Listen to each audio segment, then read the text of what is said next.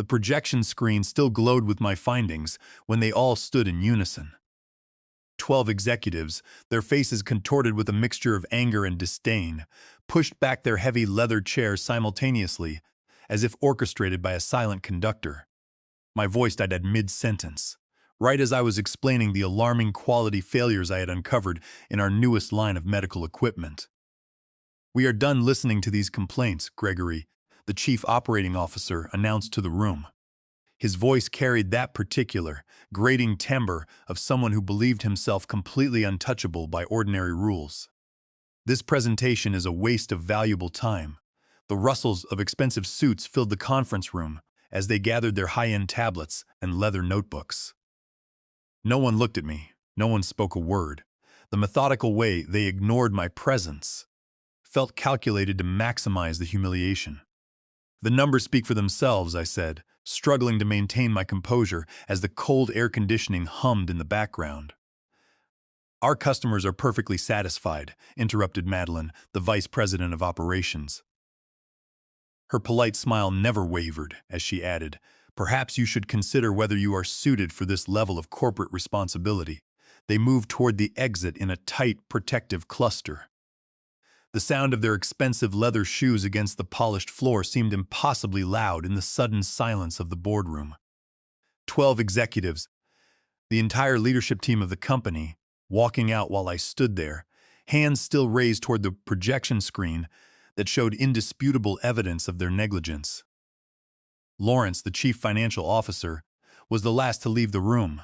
He paused at the doorway, his hand hovering near the light switch. "Don't bother finishing," he said. "No one will read your report." He flicked the lights off, leaving me in semi-darkness, illuminated only by the glow of my damning presentation slides. 30 seconds passed in that dimmed room. My heartbeat slowly transitioned from racing panic to something much steadier, colder, and more focused. The betrayal crystallized into something harder, something actionable. I had anticipated this exact reaction, had practically counted on it. The public rejection was merely confirmation of everything I had suspected for several months. I pulled out my phone, scrolled to a number I had saved weeks ago, but hoped I would not need to use, and pressed call. When she answered, I spoke 7 words that would change everything.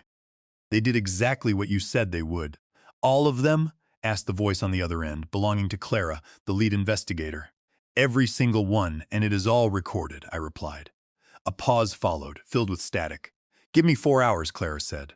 I ended the call and sat back in my chair, staring at the data still projected on the screen. The quality failures, the cover-ups, the altered test results. Everything they did not want anyone to see. My name is Diana. Until 3 months ago, I was the quality assurance director at one of the country's leading medical equipment manufacturers, Omnicore Medical Technologies. Our products were in hospitals, schools, and government facilities nationwide. The kind of equipment people trusted with their safety without a second thought. I was not always the person who made powerful enemies in high places.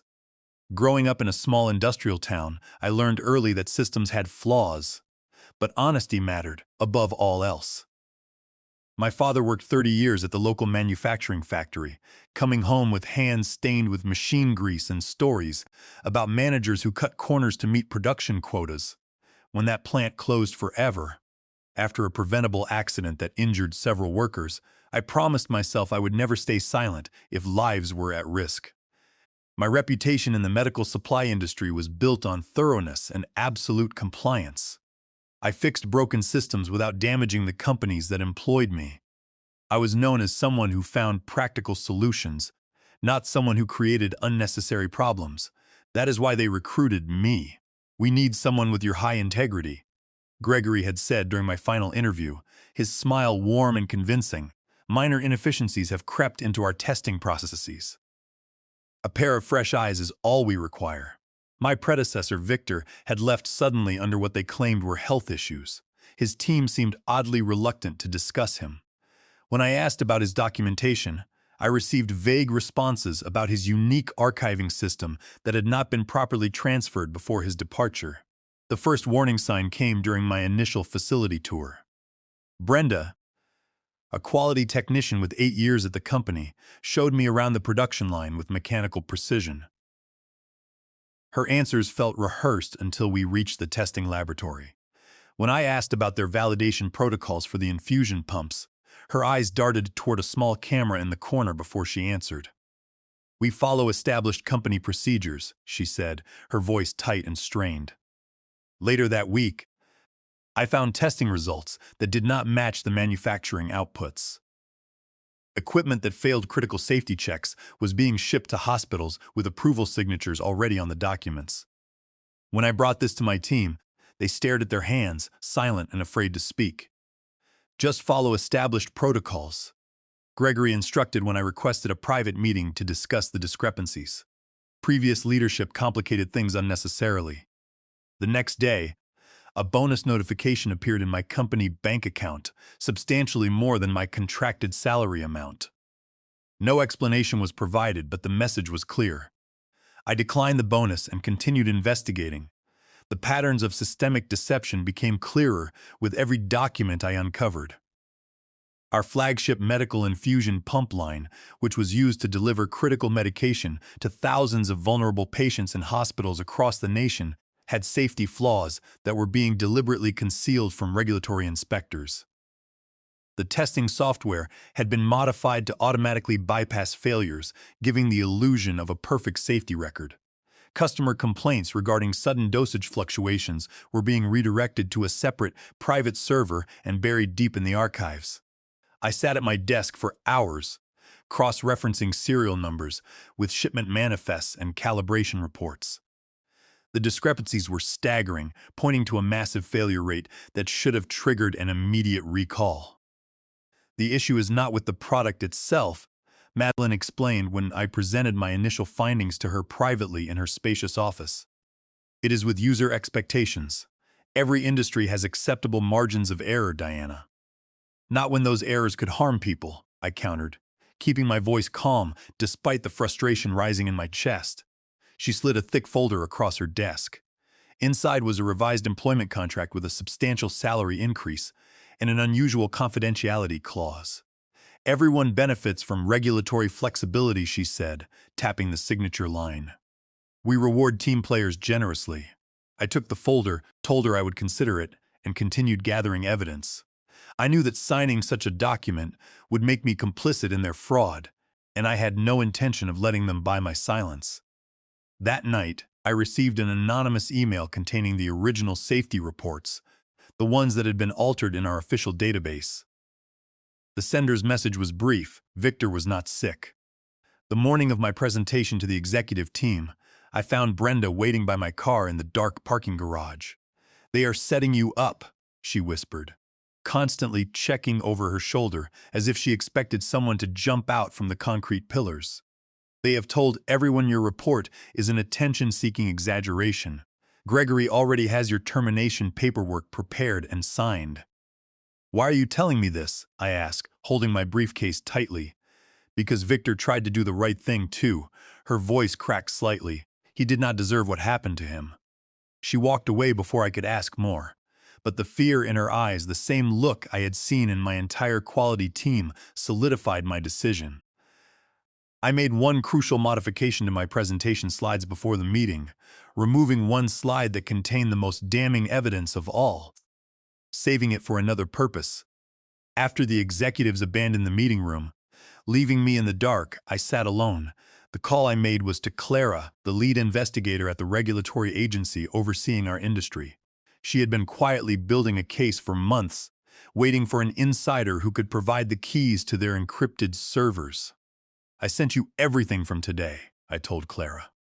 The walkout was almost exactly as we predicted. "And they made those comments about the Cincinnati incident on record?" Her voice was measured, professional. "Yes," I answered. "Lawrence specifically mentioned handling it like Cincinnati when discussing the suppressed incident reports," not realizing I was recording. "Perfect," she said. "That connects the dots we needed." Keys clicked in the background. "Stay where you are for now. Act normal if anyone returns to the room." I gathered my materials slowly, methodically. The humiliation that should have crushed me had instead hardened into certainty. For 3 months, I had been building a case while they thought they were breaking me down. The first time I contacted Clara was not planned. I had found Victor's name buried in regulatory correspondence he had hidden in encrypted files. Victor had not left for health reasons. He had been systematically documenting the same issues I had discovered, but his final report had vanished the same day as his sudden departure. When I first reached out to Clara, she was extremely cautious. Victor stopped responding to my inquiries 3 months ago, she explained. The company claimed he was unavailable due to medical leave. He is not sick, I insisted. At least not according to his wife, whom I tracked down. She says he took a massive settlement with a gag order after being threatened with fabricated fraud charges. Our collaboration began that night. We knew a direct attack would not work. The executives had covered their tracks too carefully, with armies of corporate attorneys ready to bury any accusation. We needed them to incriminate themselves on the record. After leaving the meeting room, I walked through the empty, silent hallways to my office. The quiet felt heavy, expectant. I checked my watch. 2 hours remained until Clara's team would make their move. My office door was slightly open. Inside, sitting in my chair, was Madeline. That was quite a spectacle, she said, turning my computer monitor toward herself. Though not surprising, given your rigid approach. I set my presentation materials down carefully. Was there something else you wanted to say that you could not share with the group?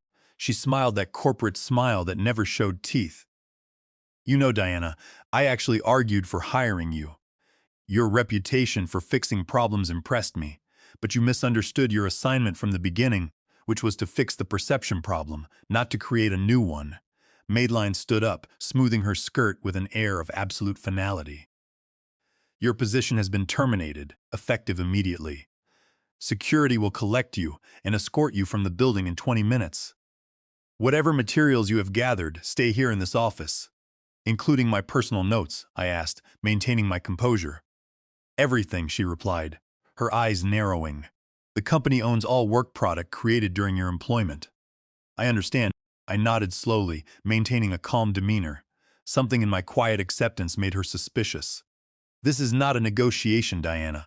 You have made enemies of people who do not forget, people with massive influence across the entire medical equipment industry. Is that a threat? I asked. It is reality, she said, moving toward the door. Your career ended the moment you decided to go against this team. Though I respect your principles, misguided as they are. Principles are not much compared to 12 executives' unanimous opinion, I said. She paused at the doorway. Exactly, she said. No one will believe your word against ours. After she left, I sat at my desk and opened the lower drawer.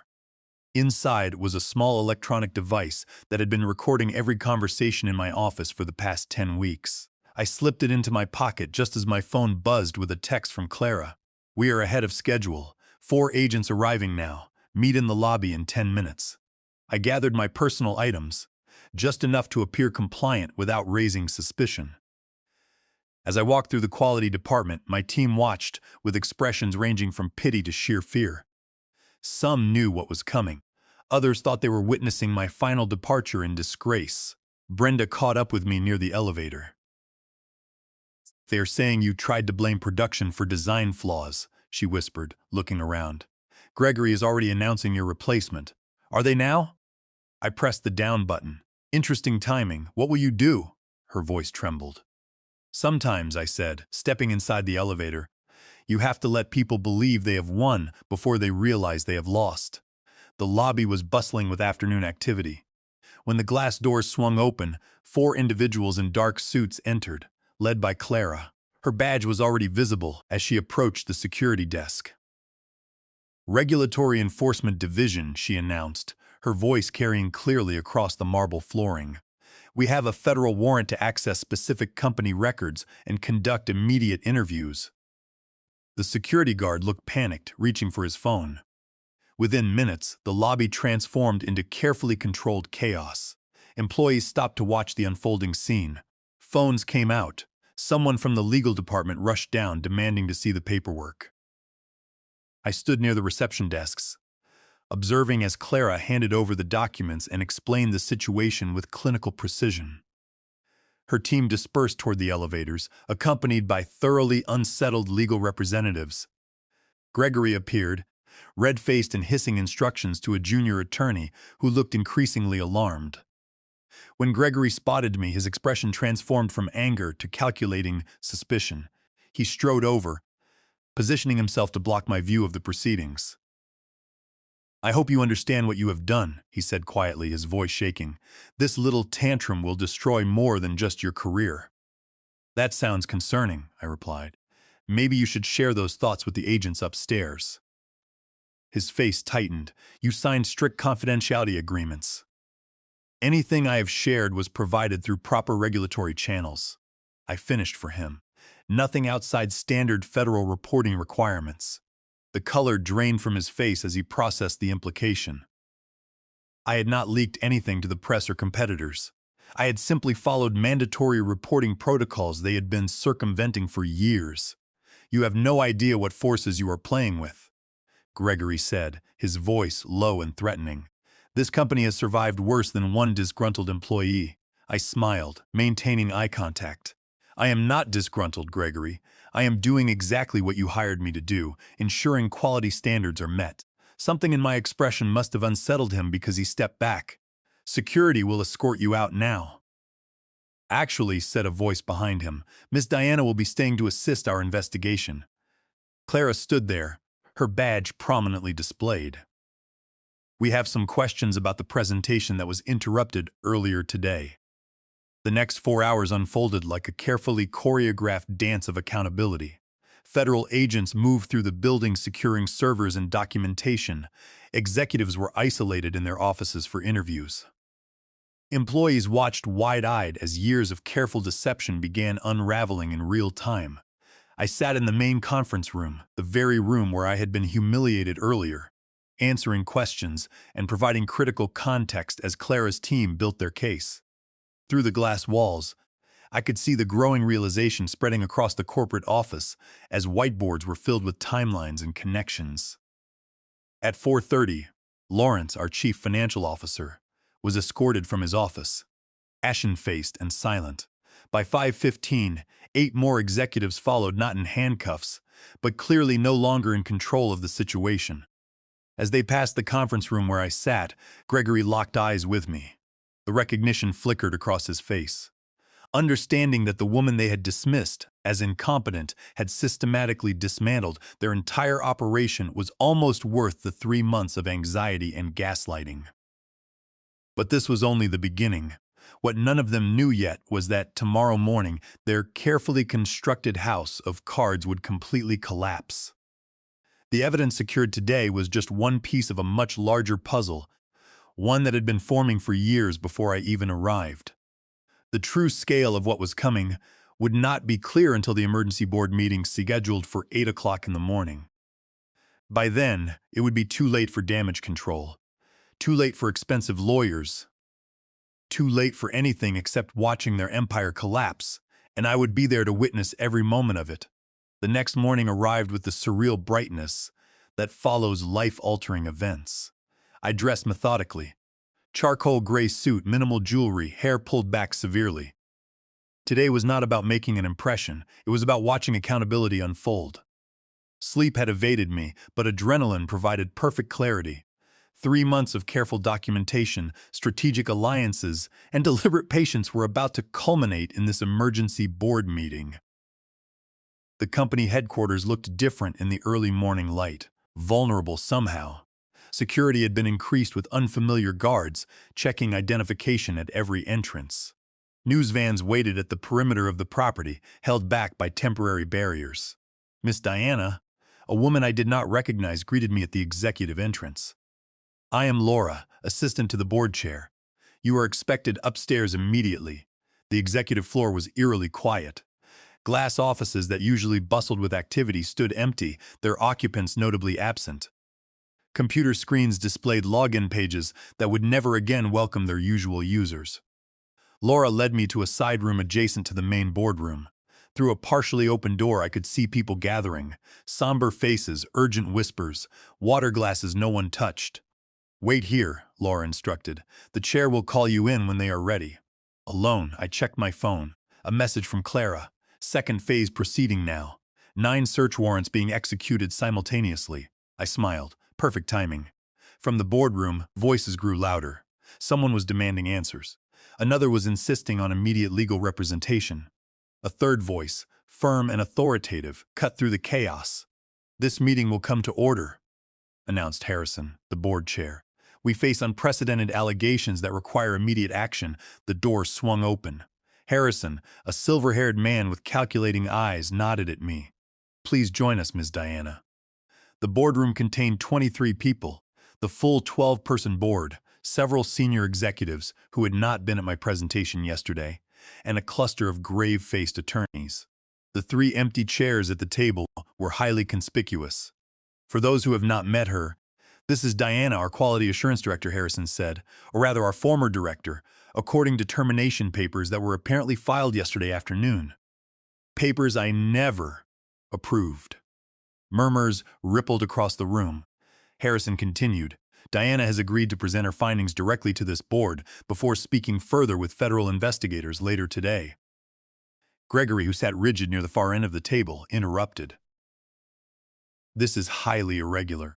Our attorneys should review any materials before you proceed." "You forfeited that privilege," Harrison cut in sharply. "The regulators have already seized most company records. We are trying to understand what is happening before the markets open and this company loses half its value." He nodded toward me. "The floor is yours, Diana." I connected my tablet to the presentation system. The room darkened, and the screens illuminated with the same slides I had begun showing yesterday. As I started explaining yesterday, before the executive team departed, I began, my voice steady. "Our quality assurance protocols have been systematically compromised for approximately 36 months. For the next 40 minutes, I methodically laid out everything I discovered. Altered test results, suppressed incident reports, modified safety parameters. I showed communications proving deliberate concealment of equipment failures, including 3 that had resulted in patient injuries at hospitals." The board members' expressions shifted from skepticism to shock to barely contained fury. "This cannot be accurate," insisted Madeline when I paused. "These are isolated incidents being presented without context." "Actually," I replied, "I have not even shown you the most concerning evidence." I switched to a new set of slides, ones no one had seen before.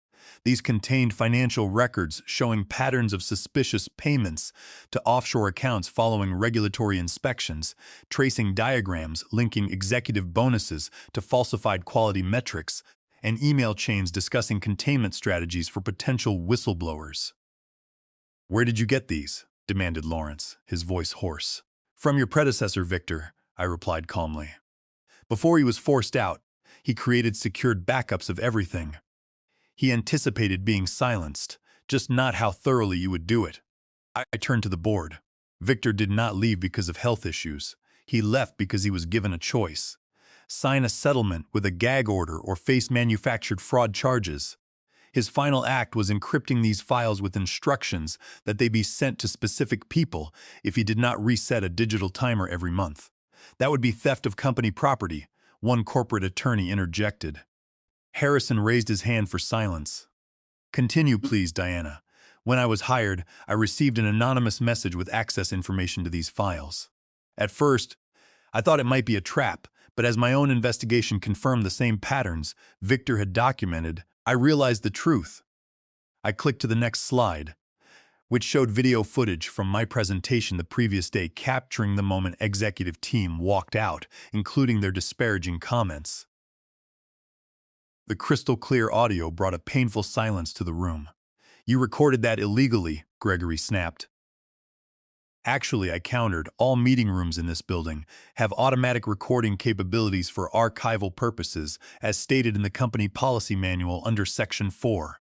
I simply requested access to those archives this morning, which Harrison approved." Harrison's expression revealed nothing, but the slight nod he gave me spoke volumes. He had been meticulous in following proper channels, giving the company no technical violations to use against us. "This morning," I continued, "federal agents are executing search warrants at 9 executives' homes. They are specifically looking for communications about the Cincinnati incident from last year. The one where equipment failure in an operating room was blamed on user error, despite internal documentation proving otherwise. The color drained from several faces around the table. "How do you know about Cincinnati?" Lawrence whispered. I tilted my head slightly, because I was hired to discover exactly these types of issues. The fact that you tried to prevent me from doing my job does not mean I stopped doing it. For the next hour, the meeting devolved into crisis management. External counsel was called, press statements drafted, and market analysts contacted. Through it all, I sat quietly, watching their world collapse in slow motion. Gregory stood up, pointing a trembling finger at me. "You think you have won, but you signed a strict non-disclosure agreement when you took this job. We will sue you for every penny you have. You cannot hide behind regulators." I looked at him with calm pity. "I am well aware of the agreements I signed, Gregory. However, under established contract law, any non-disclosure agreement or employment contract that is executed to facilitate, conceal, or perpetrate fraud or public endangerment is void ab initio. It is null and void from the very beginning. You cannot legally contract to hide safety violations that put lives at risk. The law does not protect your cover-ups, and it certainly does not enforce agreements meant to silence whistleblowers." The corporate attorneys at the table looked down, refusing to meet Gregory's eyes. They knew my legal assessment was correct. The doctrine of void ab initio stripped them of their only shield. By noon, trading of company stock had been temporarily suspended. By 2 o'clock, 9 resignation letters had been submitted. By 4 o'clock, federal prosecutors announced preliminary charges against 7 executives, with more expected. As the day wound down, Harrison asked me to stay behind after others had left. "You have been planning this for months," he said once we were alone. It was not a question. From the 3rd week of my employment, I confirmed. Once I understood what was happening, I had 2 choices: become complicit or bring it all down. "You could have come to me directly." I studied him carefully. "Could I have?" 3 board members were aware of these issues, Harrison. Their signatures appear on approval documents for the modified testing protocols. He had the grace to look discomfited. Not all of us knew the extent. Ignorance by choice is still a choice. He nodded slowly, accepting the rebuke. "What happens now? That depends on you. The company can survive this, but not with the same leadership structure, not with the same priorities." "And where do you fit in that future?" I smiled. "I do not. My resignation will be on your desk tomorrow. My work here is finished." The next morning, I watched from my apartment as news channels displayed footage of executives being escorted from their homes. The company stock had dropped 42% at opening. Class action lawsuits were being assembled. Industry analysts predicted a complete leadership overhaul. What none of them knew, what no one except Victor, Clara, and I understood, was that this had never been about revenge for my humiliation. It had been justice for the patients harmed by faulty equipment, for the employees threatened into silence, and for the systematic corruption that valued profit over safety. The revenge had not been the public downfall or criminal charges, satisfying as those were. The true revenge was in that moment when 12 powerful people had simultaneously revealed their character by walking out, believing their unified front made them invincible, never suspecting that their synchronized abandonment was the final piece of evidence we needed. They thought they were demonstrating power. Instead, they were sealing their fate. My phone rang, a number I did not recognize. "Is this Diana?" asked an unfamiliar voice. "It is. This is Dr. Miller at Memorial Hospital. We have been following the news about your former company.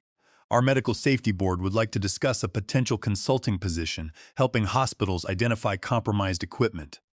Would you be interested?" I smiled, very much so. Sometimes the best revenge is not watching your enemies fall. It is using their destruction to build something better upon the ruins they left behind. If you have made it to the end of this journey with me, I cannot thank you enough for listening. The courage to stand up against powerful forces often comes from knowing others understand your story. Please consider hitting that like button if this resonated with you, and subscribe for more true accounts of corporate justice. Drop a comment sharing your thoughts or experiences. There is strength in our shared stories. Until next time, Remember that no amount of power can withstand the weight of truth when it finally breaks free.